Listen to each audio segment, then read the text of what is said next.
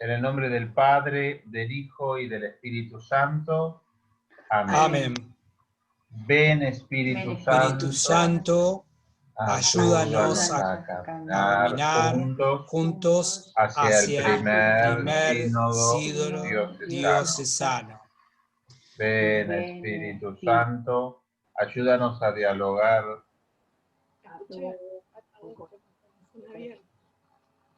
y responder en el Evangelio a los desafíos de nuestro tiempo. Ven, Espíritu Santo, ayúdanos a discernir los caminos para una mejor vivencia, transmisión y compromiso de la fe. Ven, Espíritu Santo, danos tu audacia para responder con fidelidad en esta hora de la historia. Virgen de Luján, ruega por nosotros. Amén. En nombre del Padre, del Hijo y del Espíritu Santo. Amén. Muy bien. Vieron que es un poquito complicado el rezar juntos porque hay diferencias de tiempo, ¿no? Pero bueno. Bueno, les voy a compartir entonces ahora lo que es el documento. Yo creo que igual todos ustedes lo tienen. Les recuerdo que les envié un documento que es un explicativo hermosísimo, realizado por la diócesis. No sé si lo han podido ver o ojear por lo menos. Y está muy práctico, muy lindo, muy agradable. Realmente vale la pena seguirlo. Bueno, ¿qué les parece si iniciamos en el punto 36-39? Que yo creo que ahí es donde íbamos a empezar. No empezar. A ver. Un segundito. Y acomodo las pantallas. Ahí. Bueno, yo lo leo y después comentamos mientras vamos avanzando. Número 36. El querigma. El Papa Francisco, en su documento programático, dice que el querigma es trinitario. Es el fuego del Espíritu que se dona en forma de lenguas y nos hace creer en Jesucristo, que con su muerte y resurrección nos revela y nos comunica la misericordia infinita del Padre. Este es el contenido del anuncio central de nuestra fe. Bueno, algunos comentarios que podamos hacer con respecto a esto. Lo primero, la importancia acerca del querigma y de conocerlo. El querigma, en la formulación tradicional que nosotros ya conocemos, es un poco la historia de la salvación. Es decir, que Jesús se encarnó en nuestra vida, se entregó por nosotros, por amor, fue crucificado, muerto y sepultado, que resucitó al tercer día, y con esa resurrección nos trajo la salvación a todos nosotros, que subió a los cielos y nos envió el Espíritu Santo. Ahora, el Papa lo hace de una manera, de mi punto de vista, gráfica y mucho más desde la experiencia, ¿no? Que no queda solamente como una historia de algo que pasó, sino de algo que estamos viviendo todos los días, ¿no?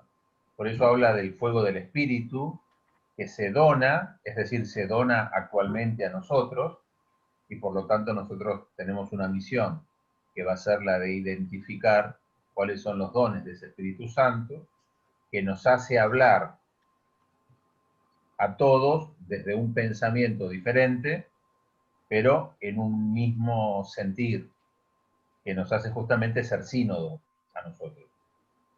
Y después nos permite creer en Jesucristo, que con su muerte y resurrección nos revela y nos comunica la misericordia infinita del Padre. A ver, acá entró Marcelo. ¿Quién es Marcelo? Ah, Marcelo Valderrama. Ah, muy bien.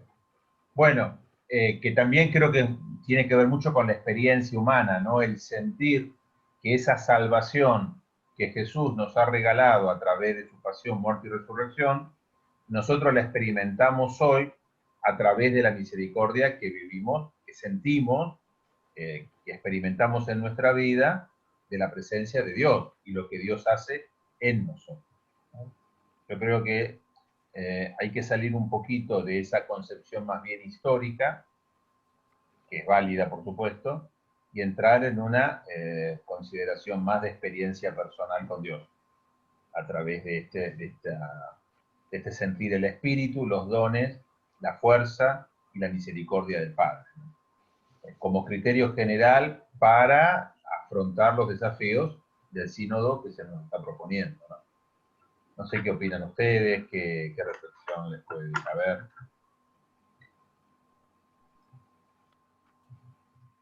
Y hay en algún otro lugar que estaba buscando, pero ahora no lo encuentro en dónde. En algún otro lugar del documento habla del querigma en una forma más simple, ¿no? De decir, bueno, Dios me ama, ¿no? Que el anuncio es ese, que existe un Dios que me ama, que me produce una inmensa alegría y que yo tengo que salir entonces a contagiar y a hablarle a la gente de este Dios bueno que me ama y que quiere para mí la salvación eterna. Una cosa así era, no me, lo quería leer textual porque está en otro lugar, ¿no? Sí, pues se entiende. Pero el punto era importante y aparte que viene desde el otro día y acá en adelante muchas veces, que es la alegría, ¿no? Lo importante de poder transmitir esa alegría que nos produce el sabernos hijos de Dios y sabernos amados por Dios. Me parece que hace mucho hincapié en eso, y eso es algo que hay que trabajar mucho, porque si uno, es lamentable, me parece lo que voy a decir, pero cuando uno dice cristiano, no necesariamente el sinónimo es alegría, y debería serlo, ¿no? Hoy que recibimos tantas cosas de la Madre Teresa, a mí sí me llamó la atención, que creo que en todas las fotos que me llegaron por distintos lugares de la Madre Teresa, siempre con una hermosa sonrisa, ¿no? Y eso tendría que ser el común denominador de todos los cristianos. Sobre todo pienso que como nosotros queremos llegar a hermanos que muchas veces no están cerca de nosotros, creo que el mensaje tiene que ser un mensaje simple y muy directo, por ahí no tan rebuscado, no porque lo rebuscado no sea verdadero, no porque yo soy uno de los que piensa de que la verdad tiene su complejidad e implica también por parte de la persona un desafío y un compromiso de ir profundizando en la verdad, ¿no? Pero hablemos de un mensaje que queremos enviar a hermanos que por ahí no se acercan, ¿no? Y bueno, el Dios te ama, yo creo que es una manera muy sintética pero efectiva de transmitir ese querigma, ¿no? Sobre todo importantísimo el tema este de que nos ama y que se nos dona. ¿Por qué motivo? Nosotros, los que somos un poquito más viejecitos, siempre tuvimos la concepción de que el cristiano, el Dios es un Dios castigador, un Dios que está siempre puesto de la vereda de enfrente, que señala con un dedo, y bueno, a lo largo de nuestro transcurso de nuestra vida cristiana nos damos cuenta de todo lo que dice acá, ¿no? Que es una donación trinitaria para con nosotros, que es puro amor. Y eso es lo que nos hace sentir, como dice Ani, ser alegres, compartir, estar en comunidad y transmitirlo de esa manera.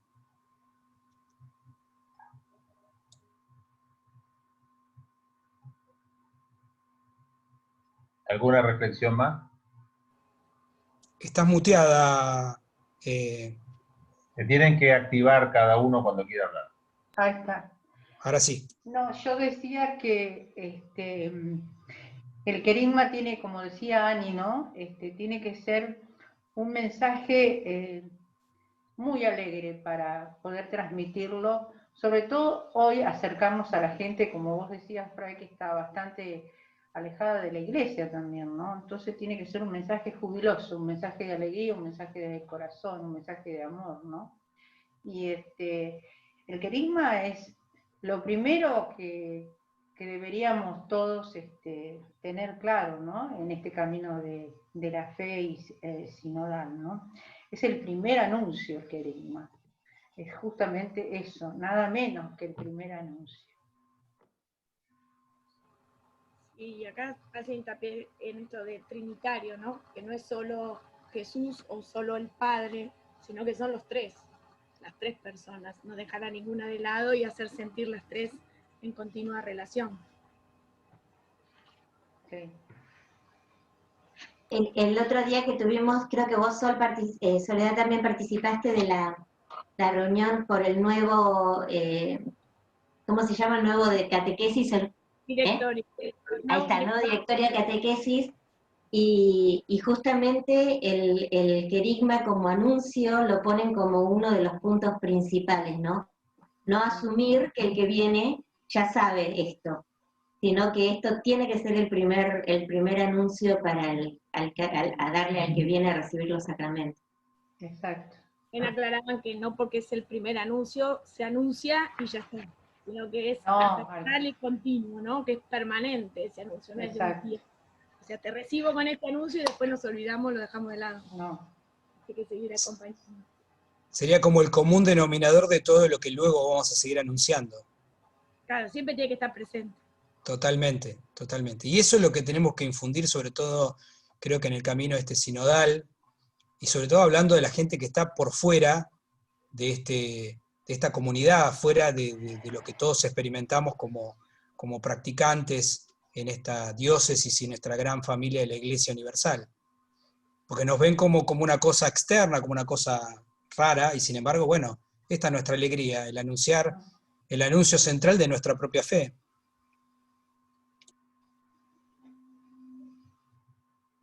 Muy bien. Y también esto implica más cercanía, más diálogo. A veces uno por ahí se le va la paciencia. Bueno, hay que tener un control, hay que estar, como diría, sereno y bueno, también escuchar y uno por anunciar, por querer, por hacer, a veces no recepciona lo que el otro le quiere decir, ¿no? Y bueno, esto también implica que nosotros tenemos que estar, en ese sentido, tener respeto hacia a los hermanos que vamos a proclamarle el querigma, ¿no?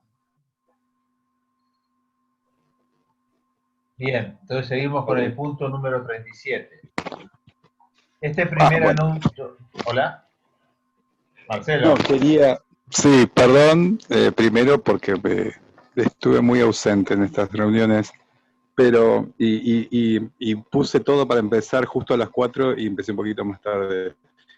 Pero veo que están hablando sobre el querigma y por lo que estoy escuchando y leyendo, de esto, cuando yo tenía 15, 16 años y aprendía los primeros pasos en la catequesis, el cura, como bien dicen ahí, es la alegría del anuncio, ¿no? Pero es la alegría no que se cuenta, sino que se vive. Entonces, cuando uno transmite el querigma, no es algo que lo podamos explicar. La gente lo va a percibir si nosotros somos justamente alegres en todo. Cuando nosotros vivimos nuestro ser cristiano con alegría. Y eso es lo que nos interpela, y creo que también en este camino sinodal estaría interesante el preguntarnos si nosotros vivimos con alegría nuestro ser cristiano, nuestro ser católico, y si esa alegría la vivimos en la cotidianidad. Porque también es muy fácil ser alegres y mostrarnos alegres al mundo en comunidad, ¿no? Pero creo que esto del Sínodo justamente lo que apunta es a ver cómo podemos, si esta alegría, ¿no? Esta cosa que todos en las reuniones hablamos y a veces parece tan sabido también, porque todos nosotros tenemos muchos años de comunidad parroquial, más de alguna vez lo hemos hablado, pero ¿cómo hacemos para esto hacerlo carne en el otro? Y ese es justamente el desafío, no solamente personal, sino también como institución. A mí me toca desde el colegio estar al frente muchas veces para recibir a la gente. Y lo digo desde lo personal, no es fácil siempre mantener una sonrisa, pero justamente cuando pasa el tiempo, es ahí donde la gente después descubre eso, ¿no? Bueno, cuando yo me doy cuenta cuando llega mi cumpleaños, por ejemplo, gracias, porque a pesar de que yo voy, siempre me atendiste con una sonrisa, qué sé yo. Bueno, eso en el cristiano no debe ser solamente un eslogan, ¿no? Ese es el desafío, de decir, bueno, a ver, yo sonrío o le pongo alegría a la vida, no porque sea una moda, no porque sea una filosofía de vida, New Age, donde te dicen que ser feliz, sino porque soy feliz en esto, en asumir mi cristiandad, con todo lo que eso significa. Y lo primero que significa es esto, ¿no? Que quiera seguirme, que cargue con su cruz, sígame. No significa que va a ser una alegría falsa. Los mártires murieron cantando no porque estaban locos o delirantes, sino porque tenían la certeza de que lo que los esperaba era algo más allá y bueno, eso medio largo lo hizo, ¿no? Pero bueno, quería hacer ese aporte. Bueno, gracias Marcelo. Seguimos con el punto número 37. Este primer anuncio querigmático se da al comienzo de la evangelización, pero es siempre primero porque es el anuncio principal. Lo volvemos a escuchar y proclamar a lo largo de toda la vida. Tiene algunas características. Nombra 4. La primera expresa el amor salvífico de Dios previo a la obligación moral y religiosa. O sea que Dios toma la iniciativa. El segundo, no impone la verdad, sino que apela y provoca la libertad. El tercero, posee notas de alegría, estímulo y vitalidad. Creo que esto varios lo han señalado. Y el cuarto, presenta una integralidad armoniosa de la fe, que motiva a descubrir el corazón del Evangelio sin caer en la reducción de la predicación a unas pocas doctrinas, a veces más filosóficas que evangélicas. Un gran desafío, ¿eh?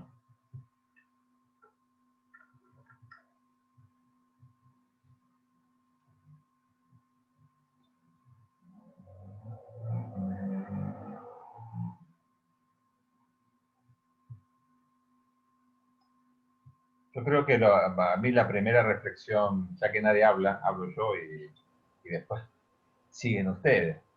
Se quedan callados, pero bueno, a mí la primera reflexión es preguntarme si estos 4 puntos realmente nosotros lo experimentamos en nuestra vida real en Mar del Plata, en nuestras parroquias. Porque muchas veces pueden ser cosas generales, pero no significa que todo pase en nuestros lugares de pertenencia. Por ejemplo, yo digo, percibimos, como pregunta disparadora, percibimos en nuestras realidades eclesiales que se den, que no se den o que se den estos 4 puntos.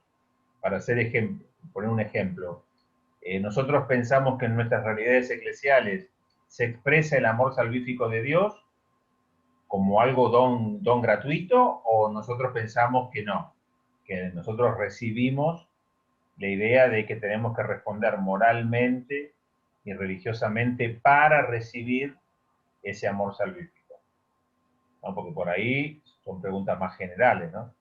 Segundo, nosotros sentimos que en nuestra pertenencia parroquial, eclesial, se nos impone que pensemos de una determinada manera, casi como autómatas, o percibimos que realmente hay una apertura a que podamos, dentro de una libertad respetuosa, yo diría no solamente respetuosa, sino yo diría inteligente, poder proponer cosas nosotros.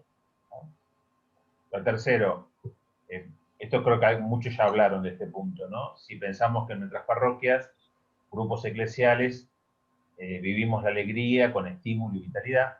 Y la cuarta, si pensamos que por ahí caemos demasiado en temas de filosofía o de temas más humanos que evangélicos. No sé, sería bueno que ustedes puedan responder. O sea, estos puntos llevados a preguntas, ¿no?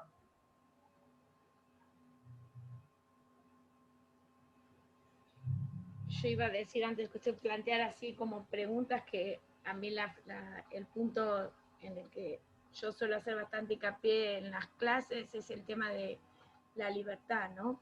Que no se impone la verdad, sino que se apela y provoca la libertad. una elección que cada uno tiene que hacer, y que una vez que esa elección fue libre, te lleva a cumplir, como si usted una libertad responsable, no un libertinaje, hago lo que quiero porque lo siento así, sino ir eligiendo día a día esta forma de vida, ¿no? Pero libremente, no por presión ni compromiso, ni un compromiso obligado. Sí, a veces cuando hablamos de falta de libertad, suelen ser bastante sutiles, no son tan evidentes. Nadie, o sea, yo creo que nadie va con un látigo y dice, vos tenés que pensar esto, porque eso sería muy evidente, ¿no? Y creo que nadie tampoco lo permitiría. Pero hay formas sutiles de cercenar la libertad de la persona. Habría que poner hincapié en esas cosas. ¿Qué cosas así que parecen inocentes o que parecen, bueno, no de tanta importancia, pero que en realidad en el fondo tratan de cercenar la libertad? ¿No? Estoy hablando en lo que es ámbito parroquial y ámbito, bueno, y en ámbitos eclesiales, ¿no? Incluso también colegios. Yo lo que creo que estos 4 puntos nos convocan a tener una religiosidad o a una participación armoniosa entre lo que creemos y lo que hacemos.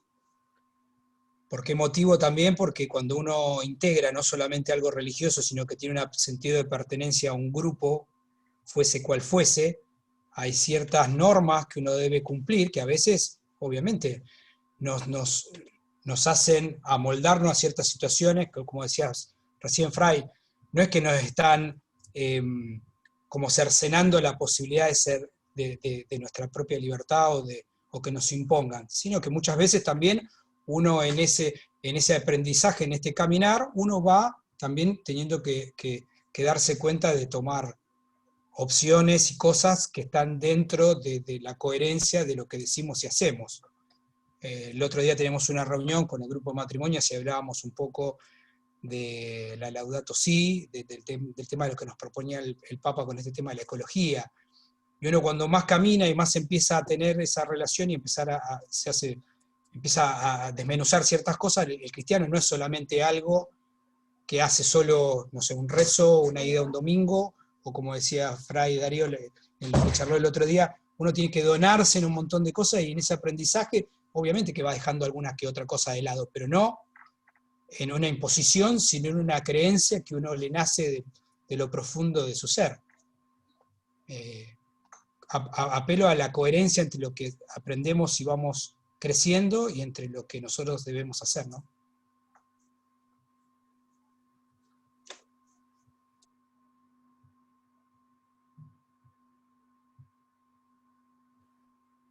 Sí, a mí me queda un poco, me da para pensarlo un poco más, pero porque acá hay varios puntos de la libertad, porque está el tema de lo que dice Soledad, que va apunta más a lo personal, a la elección personal que hace uno. Vos, Fray, lo planteás desde el punto de vista de la comunidad o la iglesia, y lo que no sé acá es si acá encaja esto que hablábamos en algún momento de estas estructuras que a veces están como estructuras rígidas desde hace mucho tiempo y que no permiten, dentro de lo que es, sin salirse de lo que es el anuncio, el querigma y la creencia que todos compartimos, no te permiten a veces por ahí hacer cosas de otra manera o traer alguna idea nueva. No sé si esto encaja acá o no. Si forma parte de esta libertad que habla esto, ¿no? Porque esto parece que fueran enunciados del querigma, ¿no? Que el querigma te provoca libertad, pero entonces yo lo veo por ahí más personal eso. Y lo otro, no sé si se entiende cuál es mi punto, pero hay veces pasa eso, ¿no? En las comunidades que cuesta, si bien uno tiene que adaptarse, pero a veces cuesta romper algunas estructuras para cambiarlas simplemente porque uno cree que puede llegar a ser mejor o para atraer a más gente, o no sé. Eso yo creo que sí son puntos que por ahí hay que trabajar un poquito a nivel comunitario, a nivel parroquia o a nivel diócesis incluso. No sé si se llega a entender mi punto, porque yo necesito por ahí pulirlo un poco dentro de mí mismo. Sí, yo creo que tiene que ver, hace mucho eco, ahora sí. Creo que tiene que ver, en principio, de qué manera el querigma, que es el anuncio que nosotros hacemos, provoca en la persona un estado de libertad que le permita generar cosas concretas y aportes concretos en lo que es la vida eclesial. No lo entiendo tanto de manera personal, como una libertad personal. Porque si fuera simplemente una libertad personal sería muy poco sinodal y muy poco eclesial. Es decir, si cada uno opinara en base a los gustos personales, ¿no? Bueno, sería primero caótico porque no habría manera de ponerse de acuerdo con nada. Me da la sensación de que si en nosotros o en cualquier persona se genera un ámbito de libertad para poder expresarse, para poder manifestar lo que uno cree finalmente, creo que eso es bueno porque si es algo provocado por el querigma es bueno en sí mismo. O sea, el querigma no va a provocar una libertad contraria a la libertad que nos regala Dios. Como si hubiera contradicción entre la libertad que Dios nos regala y la libertad que nosotros queremos hacer, ¿no? Pero igual, es un tema para pensarlo, ¿no? Hasta casi filosófico. Justamente aceptar libremente lo que el querigma manda. Claro, o sea, no es una libertad de decir, bueno, yo creo que tenemos que hacer esto.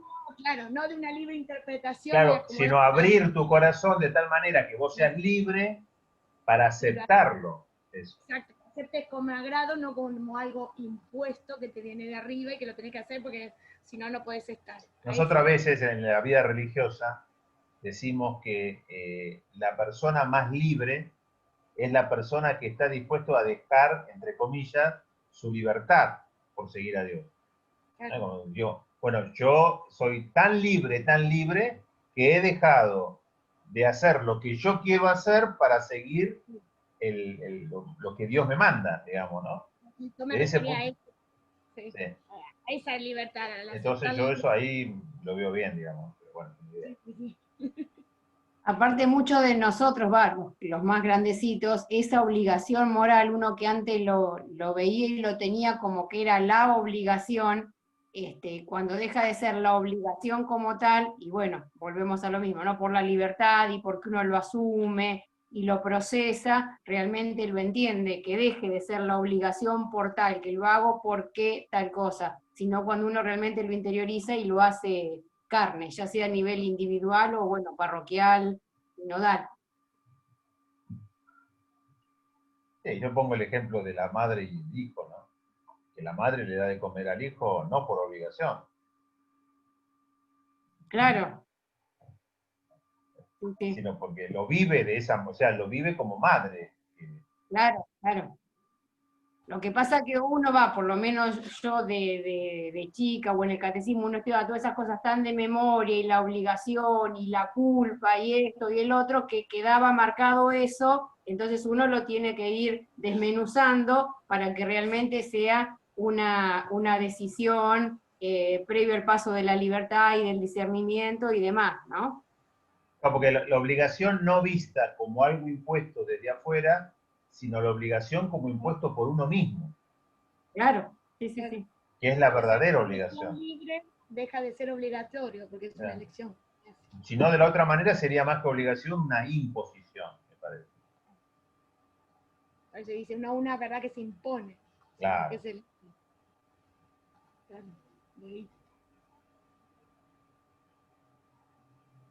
Bueno, por ahí, ¿se me escucha? Sí.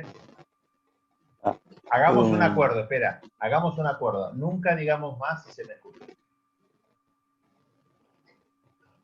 Okay. No, el punto 1 del escrito, ¿no?, expresa el amor salvífico de Dios previo a la obligación moral y religiosa. Yo lo entiendo justamente, por eso hace hincapié en el tema que el querigma es el anuncio primero del amor. Cuando, a esto que decía Roxana, uno por ahí, porque lo tiene incorporado, porque desde la catequesis, desde los 8 años, y capaz que nunca dejó la comunidad parroquial o tuvo intervalos, pero cuando volvió tuvo todo ese recuerdo, digamos, o reinterpretó todo eso que aprendió en la primera catequesis y demás, que al principio se los proponía como una obligación o como un deber, ¿no? Pero es de que justamente al madurar nuestra fe, uno lo entiende y lo asume como una respuesta de amor y no como una obligación. Pero el desafío acá, creo que, y justamente de este documento, es toda esa gente que no tiene esa experiencia de vida, ¿cómo podemos nosotros llegar, y sobre todo en las personas más grandes? Porque los chicos es más fácil, pero en las personas adultas o a las que han tenido experiencias justamente de desamor o de desencuentro con la iglesia.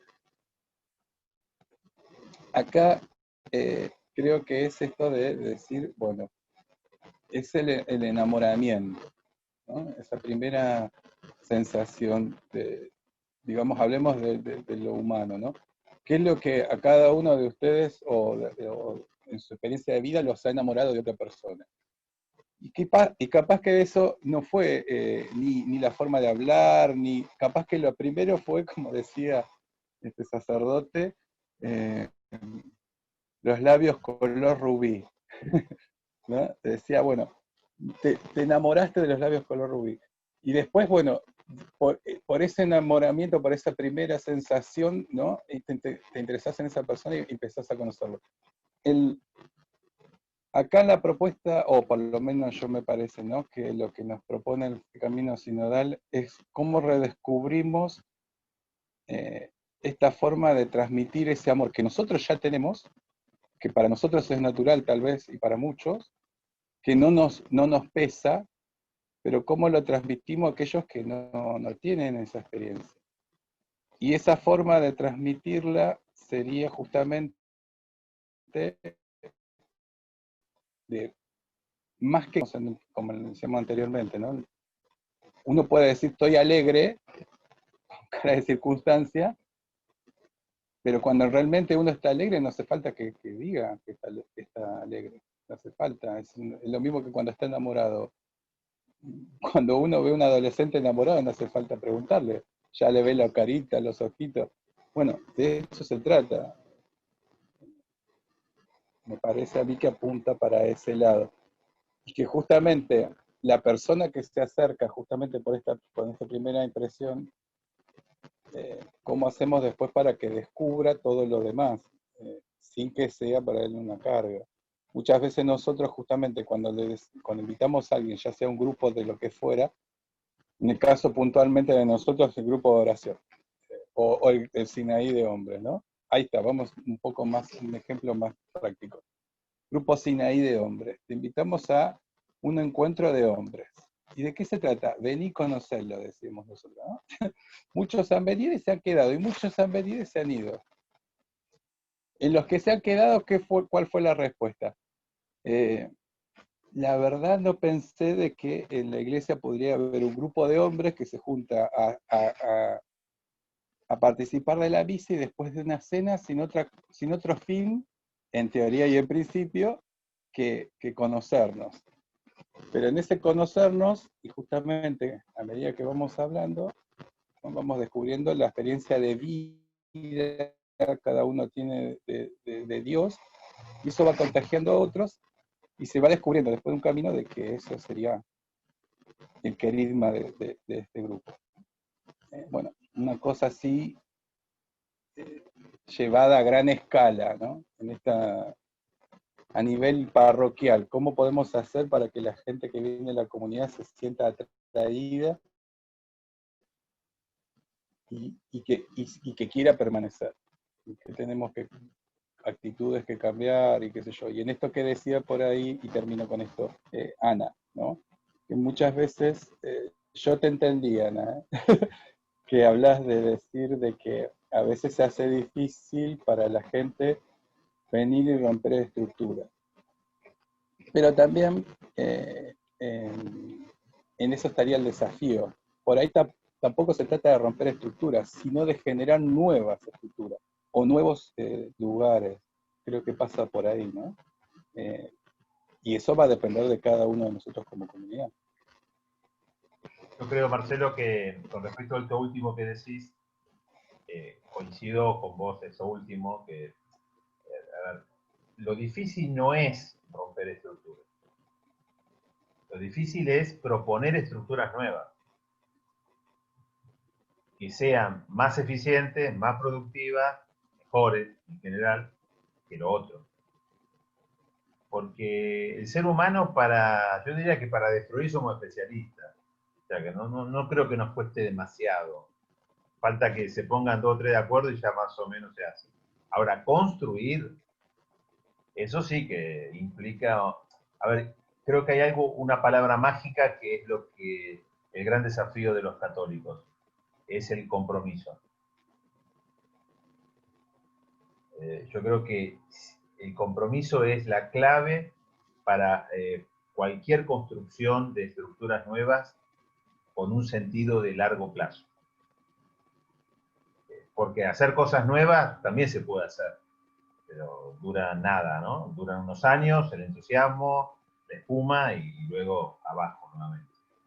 Pero el mantener una estructura nueva con entusiasmo y compromiso, creo que eso es clave. Y vos, bueno, yo creo que los que están acá todos lo han experimentado, porque todos pertenecen a grupos consolidados muchas veces de la parroquia. Y bueno, si yo te pregunto a vos, Marcelo, no sé si vos estabas ya desde el inicio de Sinaí, pero si estabas desde el inicio, lo que fue el comienzo, seguramente habrá sido difícil, ¿no? Hoy por hoy seguramente es un grupo ya más consolidado, ¿no? Pero ¿eso qué implicó? Comprometerse todos los meses, no faltar, estar dispuesto y cuando nadie quería cocinar, estar dispuesto a cocinar, a pesar de que siempre lo eligen al mismo. Bueno, ahí está lo difícil justamente. Y ahí es donde se juega todo. Ahí es donde se juega todo nuestro futuro, ¿no? Que tengamos gente disponible a ser, digamos, consecuentes con esa propuesta que quiera hacer. Sí, por ahí también el desafío en este tiempo, justamente que nos está tocando de virtualidad, el tema del compromiso creo que está comprobado al extremo. O sea, se ha llevado, creo que nunca ninguna mente porque también es esto, el compromiso que tiene que ser, o por lo menos en lo que hace a la vida de la iglesia, siempre una respuesta de amor. Primero de amor a Dios y después de amor al prójimo, porque se supone de que uno asume un compromiso en un nuevo proyecto para servir a otro, ¿no? Bueno, vos fijate el tema de la pandemia que vos tocás. Una pregunta que podría hacerse un católico es la siguiente, ¿no?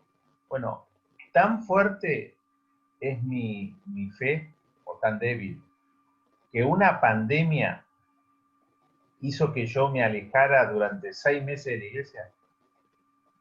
Alejar me refiero sin contacto, ¿no? De ningún tipo. No solamente presencial, sino también por redes. ¿Hasta qué punto mi fe era tan fuerte si una simple pandemia, entre comillas simple, hizo que yo abandonara todo durante 6 meses? O más tiempo, ¿no? Y o que pusiera en duda directamente, como muchos, peor todavía. Directamente, claro, de decir, bueno, todo esto de la fe, de la religión, es cierto, ¿no? Y de las conspiraciones, bueno, es eso, ¿no? ¿Cómo llevamos adelante también? Creo que también esto, cuando se pensó el sínodo, tampoco se esperaba una cosa así, porque esta respuesta del sínodo también es algo para futuro, porque en realidad esto de la pandemia vino para quedarse. Entonces, también, ¿cómo hacemos nosotros como comunidad parroquial, diocesana, para transmitir este querigma en esta nueva realidad, si se quiere, virtual o pseudo virtual, que va a continuar por mucho tiempo. Y además, por ejemplo, hay muchas cosas que se han ganado con esta virtualidad, ¿no? Pongamos, pero hay muchas cosas que se han puesto en riesgo y que lamentablemente son muy importantes, ¿no? Ya sea la comunión, la administración de sacramentos, etc.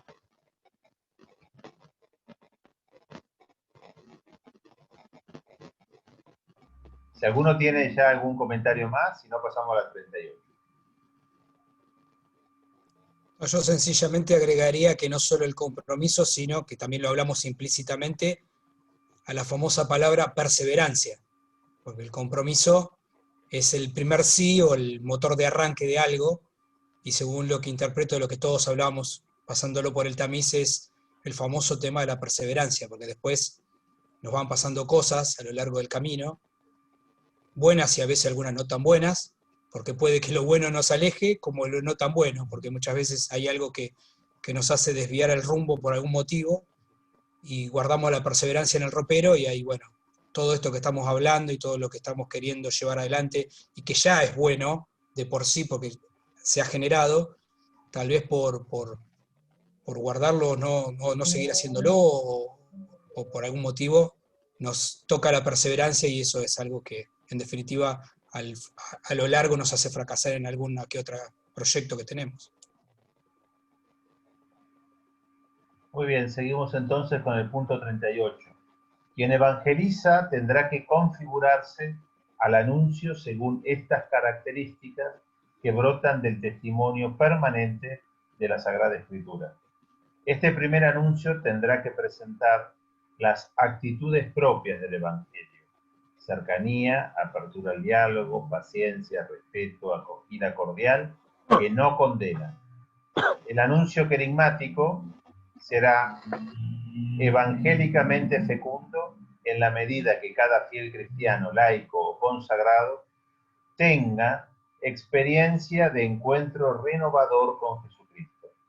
La única forma de hacerlo es a partir de un sano, gozoso y profundo encuentro con Dios. La predicación fecunda del querigma provoca en el oyente la admiración, moviliza sus sentimientos, experimenta que esto le cambia la vida y le ayuda a dar un sentido pleno a su existencia. Así estimula el seguimiento de Cristo, dejando de lado muchas cosas, buscando conocerlo y estar permanentemente con él. Así comienza el camino del discipulado.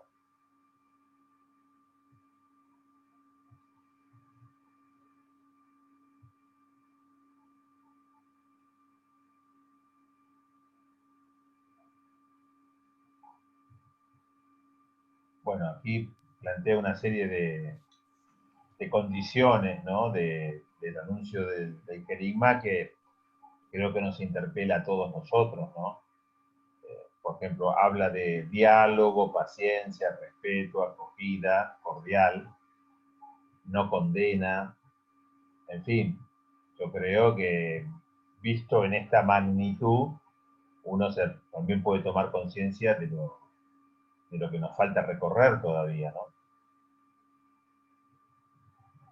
A pesar de que yo creo que hemos mejorado mucho si uno lo compara con lo que es hace 30 años.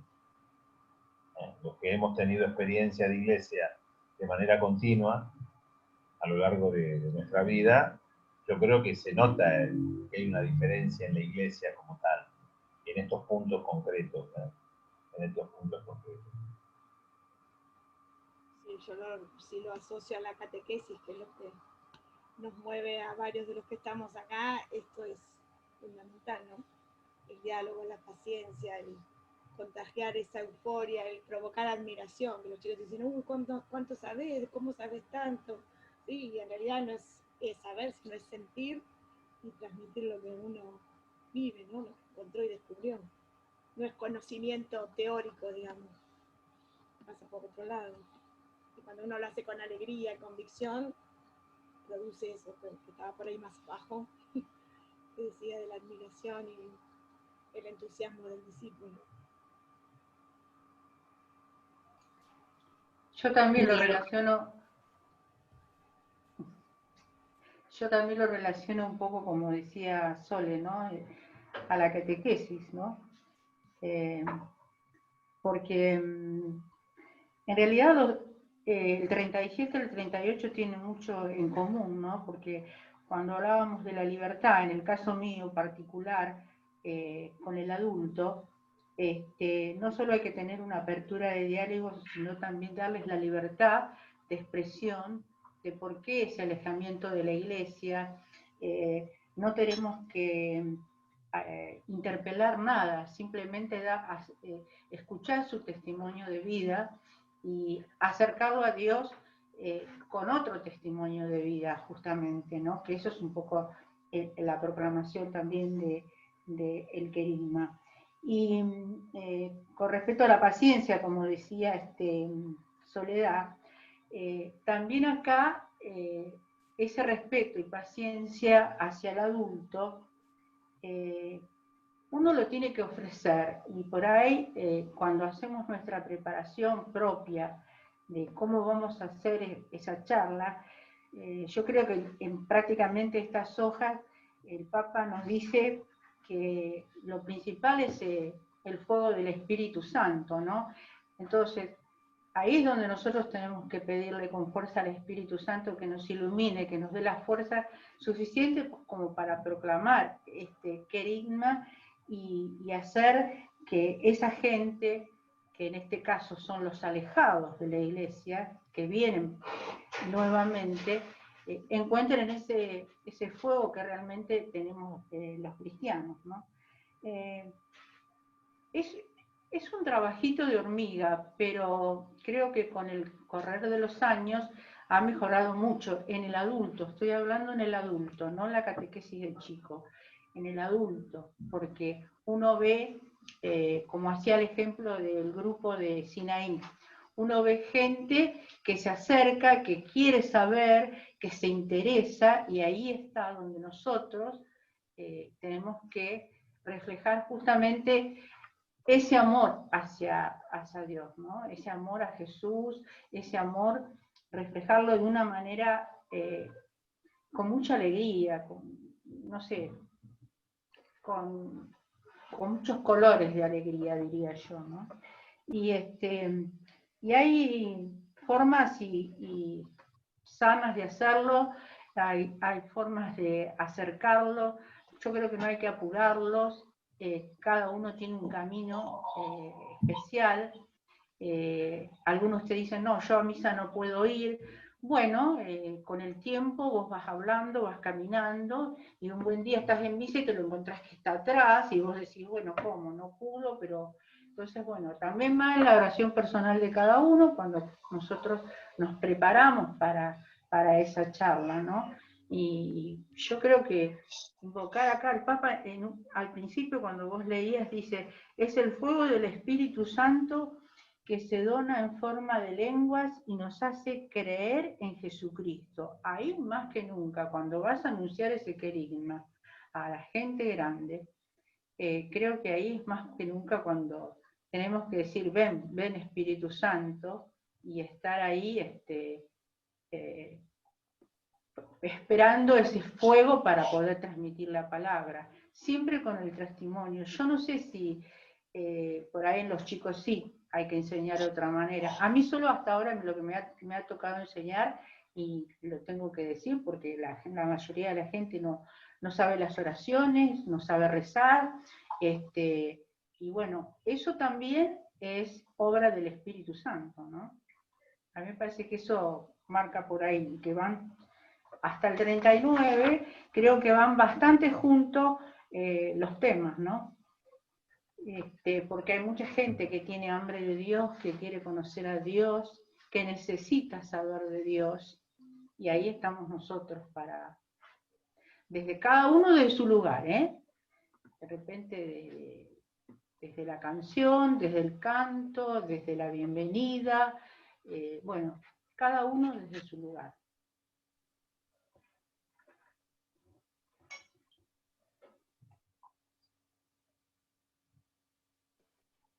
parte esa del respeto y la acogida cordial que no condena, ese es un tema muy importante, muy asociado también con lo de Marilú, porque nosotros que trabajamos con chicos, de todas maneras, a través del chico, vamos catequizando a los padres, ¿no? Porque tenemos ese contacto con las familias. Y hoy mismo lo tenemos casi más que cuando era presencial, porque el primer contacto lo hacemos a través del padre que le va a transmitir lo que le mandamos a los chicos. Y yo creo que ahí nos encontramos con muchísimos casos donde si bien están trayendo a los chicos para que reciban los sacramentos, pero los padres están alejados de la iglesia. Entonces, y a veces incluso te vienen con planteos importantes, ¿no? De por qué están alejados, ¿no? Porque tienen alguna situación o alguna duda o una idea que va en contra de lo que es el querigma, justamente, el anuncio. Entonces ahí es donde nosotros tenemos que tener esta capacidad de acogida cordial y de no condenar, ¿no? De escuchar sin condenar y después, bueno, ver cómo uno va poniendo lo suyo y va testimoniando lo que uno realmente cree. Pero me parece fundamental esa palabra que dice cordial, pero que no condena, ¿no? Acoger cordialmente sin condenar. Sí, incluso eso de la acogida cordial que no condena, más adelante habla de que la iglesia no es una aduana, eso también me llamó la atención, una forma de decirlo, ¿no? Como muchas veces uno, sí pasá, no pasá, pensás esto sí, esa idea de iglesia aduana, que bueno, es una forma más o menos de decir esto, me llamó la atención. Y después sobre el final, la predicación fecunda del querigma provoca en el oyente la admiración. Yo creo que provocar la admiración por ahí es fácil, lo más fácil que, como decía Claudio, la perseverancia.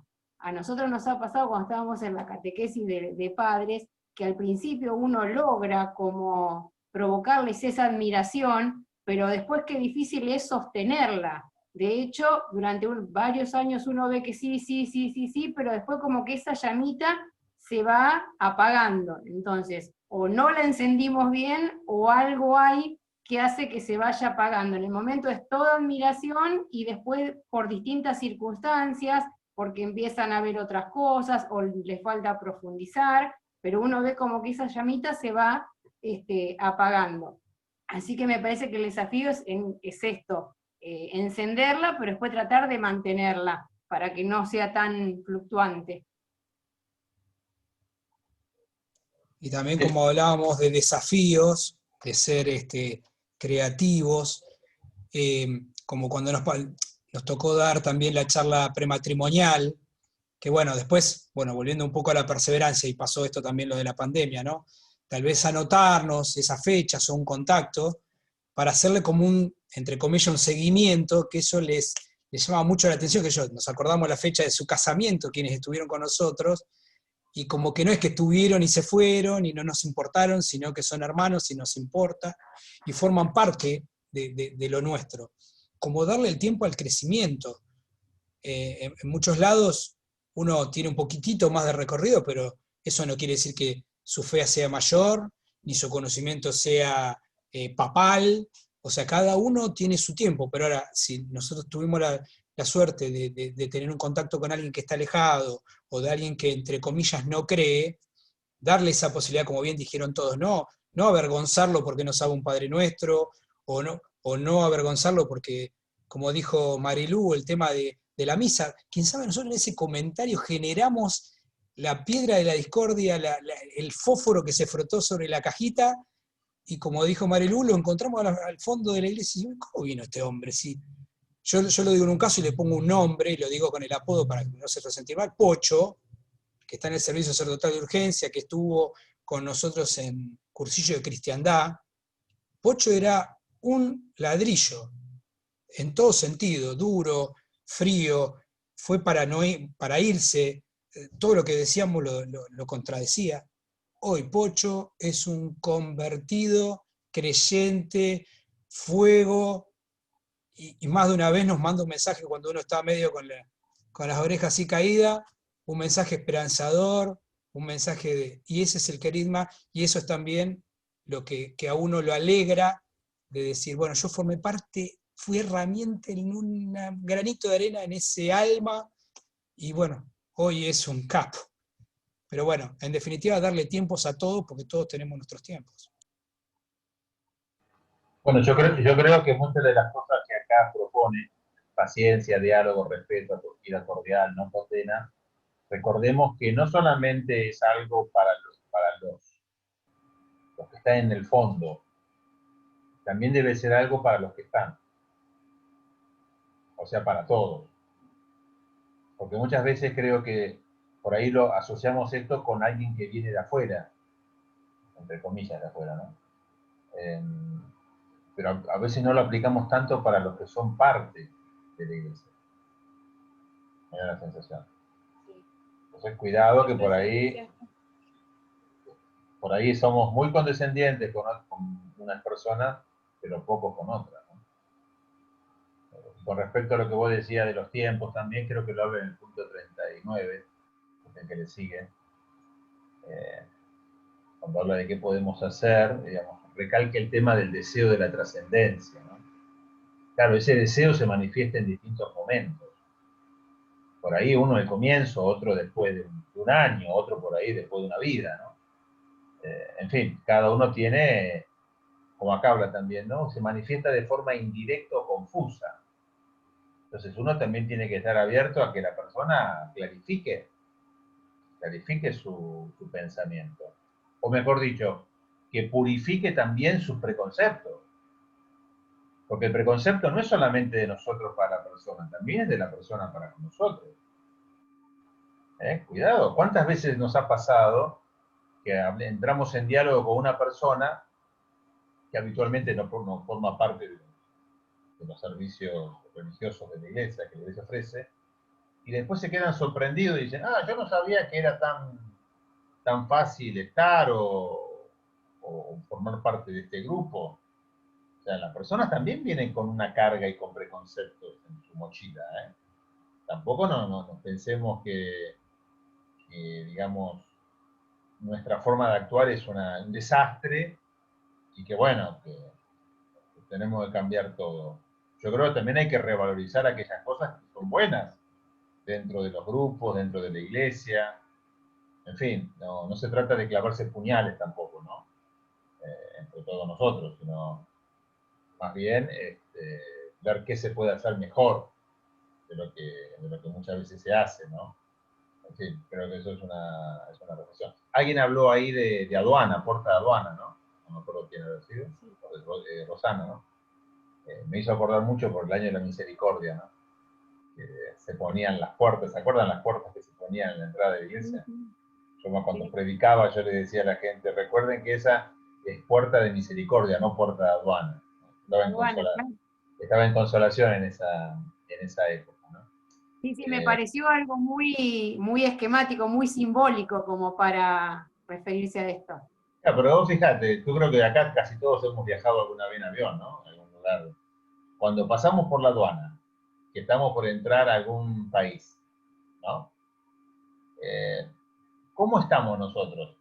Estamos distendidos, tranquilos, ojo, sabiendo que no llevamos ningún problema, que está todo en orden, que no hay ningún tráfico de nada y que tenemos todos los papeles perfectos, ¿no? Pero ¿cómo estamos antes de que te pidan el pasaporte? No estás muy tranquilo, que digamos. Por lo menos yo hablo de mi experiencia. Entonces, con esto quiero decir que no ser puerta de aduana es bidireccional. Ni de la iglesia para el que viene, ni el que viene con sus preconceptos para la iglesia. O sea, las aperturas nunca son unidireccionales. Siempre son bidireccionales. Y no seamos ingenuos, ¿no? Hay también personas con mala fe o con segundas intenciones. Lamentablemente en la viña del Señor vamos a encontrar trigo con cizaña. ¿Ah? Entonces también uno tiene que estar preparado para eso. Es decir, preparado para un posible rechazo, aunque se abran las puertas de par en par, ¿no? Pero bueno, ahí ya actúa la presencia de Dios que también actúa, ¿no? Nosotros no hacemos todo en esto, somos instrumentos, ¿no? No sé, bueno, vamos al 39, si les parece, ya terminamos, estamos dentro del horario ya, pasaditos 5 minutos. 5 minutitos por si alguien quiere hacer algún comentario adicional del 39.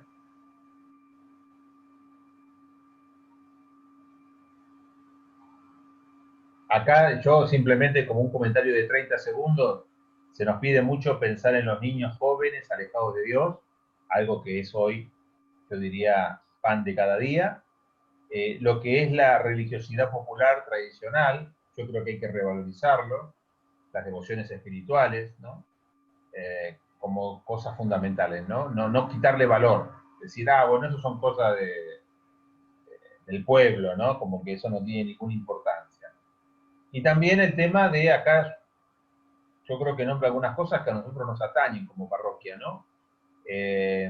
Devociones de este tiempo, concreto, de la época que vivimos, de urbano, específicamente para nosotros, la comunidad turística, que por ejemplo, para el caso de Mar del Plata en general, diría yo, es muy importante, y para nosotros en particular más importante todavía. Y finalmente con las personas enojadas, que existen. O sea, que no es un invento. Hay personas que están enojadas con la iglesia, y que lamentablemente muchas veces ni siquiera nos dan la oportunidad de poder explicar, porque los preconceptos son tan fuertes, tan cerrados, que no hay manera de abordarlo, ¿no? Pero bueno, más allá de eso, creo que son los desafíos que tenemos nosotros como parroquia.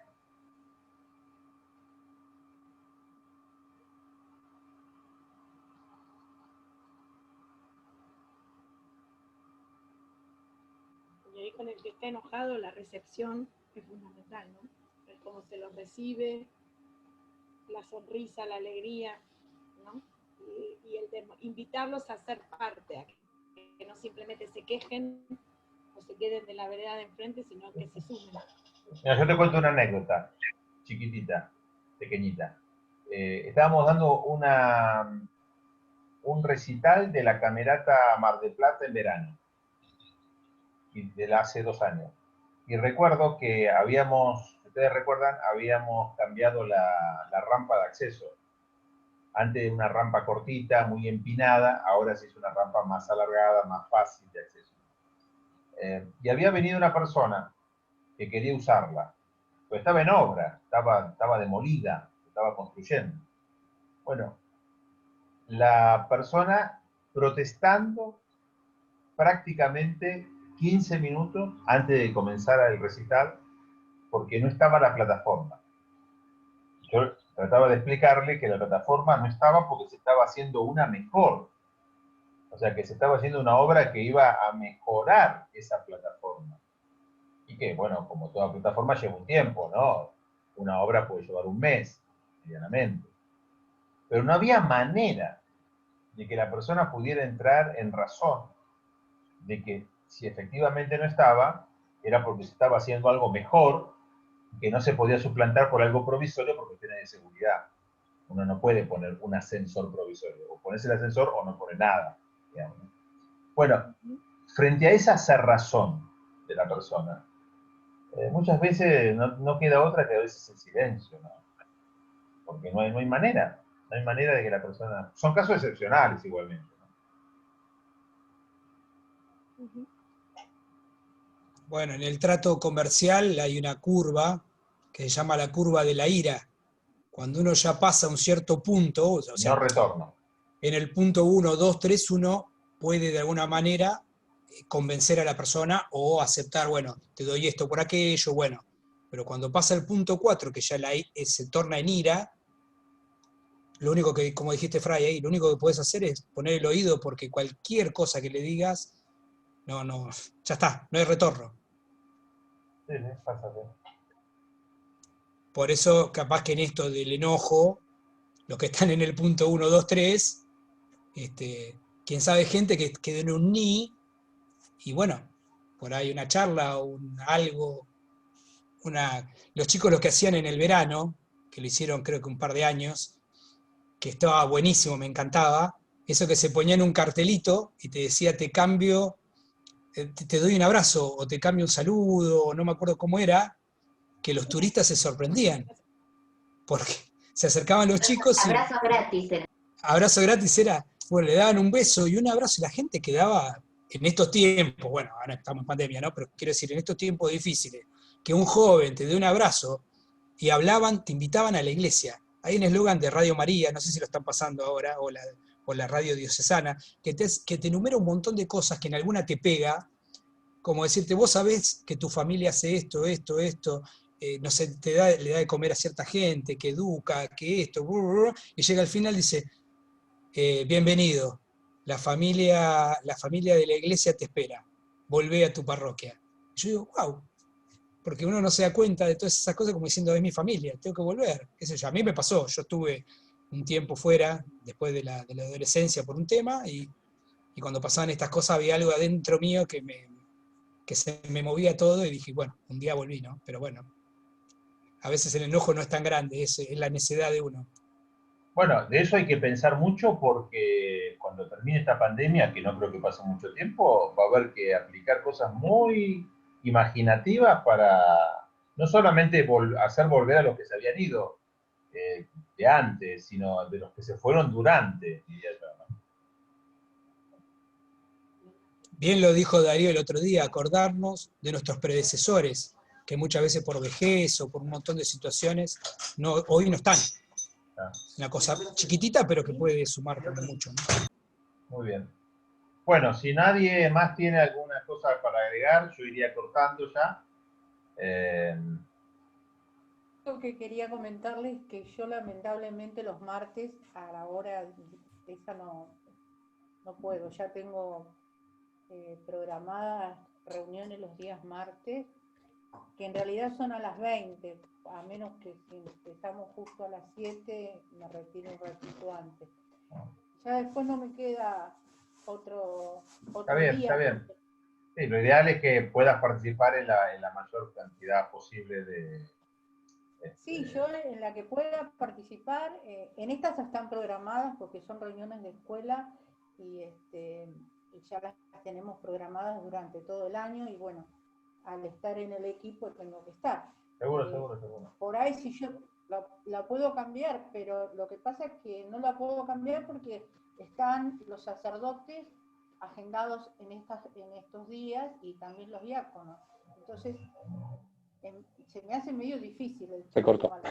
Yo los martes con el grupo de oración. Pero a esa hora no. Cualquier otro día de la semana. No, pero estás terminando. Y bueno, te agregás más tarde, como hiciste ahora. No, porque yo no estoy en mi casa, Fray. Yo termino el grupo y tengo que regresar a mi casa. No, para mí el martes sería muy complejo. Cualquier otro día menos el martes. Catequesis con el obispo, catequesis misionera, una reunión. Nos vemos la próxima, después avisen. Bueno. Ve, hasta luego.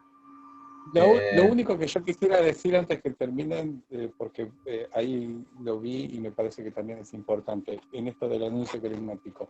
El anuncio carismático es constante.